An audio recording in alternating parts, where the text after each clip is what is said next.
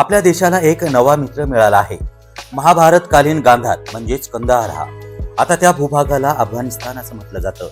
आताचा कंदाहार आणि तेव्हाचा गांधार नरेशांसह त्यांची पुत्र शकुनी आणि त्यांची एक पुत्री हे सर्वजण कौरवाच्या कैदेत होते. कारागृहामध्ये या सर्वांना केवळ मुठभर भात देण्यात येत होता.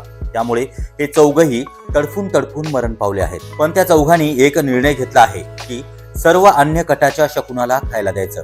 किमान त्यांच्यामुळे तो तरी जिवंत राहील. या सगळ्या गोष्टींची पौराणिक पार्श्वभूमी आम्ही याच स्तंभात विशद केली होती.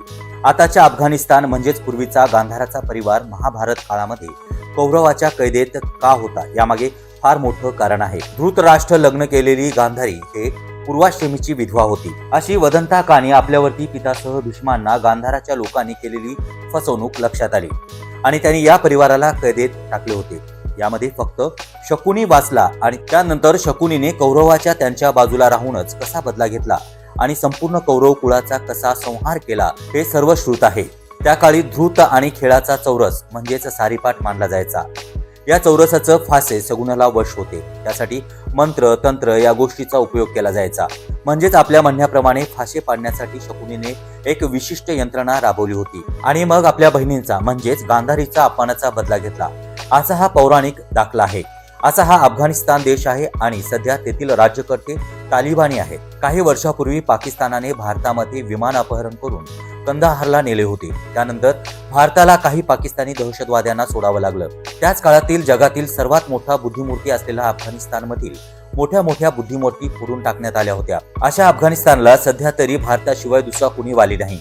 सध्या एक बरोबर त्यांचे हार्डवेअर आहे.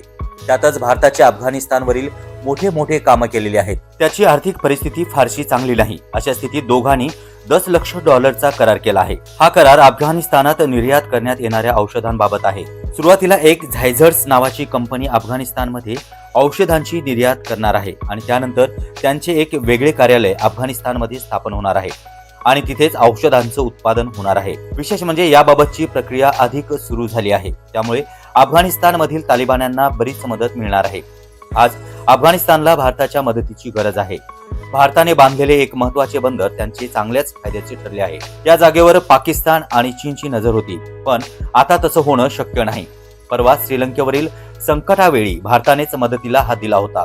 सध्या बांगलादेश असो, नेपाळ असो किंवा पाकिस्तान असो, हे तिघेही भारतासोबत उभा दावा मांडून आहेत. चीनला भारताच्या शेजारच्या देशांकडून भारताला त्रास देण्यात जास्तीत जास्त प्रयत्न करायचा आहे. पण भारताच्या उदारतेमुळे हळूहळू काही देश निश्चितच भारताची मैत्री राखतील अशी अपेक्षा आहे.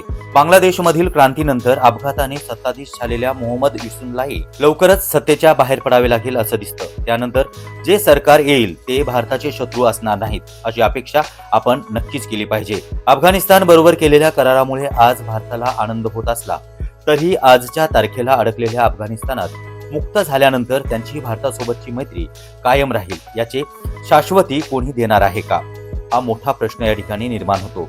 आपल्या अंतर्गत व्यवहारात देशातील नक्षलवाद आपण जवळजवळ संपवलेला आहे, पण आपल्या शेजारील राष्ट्रांच्या आणि विशेषतः पाकिस्तानाच्या दहशतवादी कृत्यांबद्दल भारताला ठाम भूमिका यापुढे कणखरपणे घ्यावीच लागेल. आज अफगाणिस्तान सोबत करार करून आपण मैत्रीचा मोठाच पल्ला गाठला आहे असं म्हणण्यास काही हरकत नाही. भारताच्या परराष्ट्र नीतीचा एक यशस्वी टप्पा आहे. आपण सध्या तरी हे समजलं पाहिजे.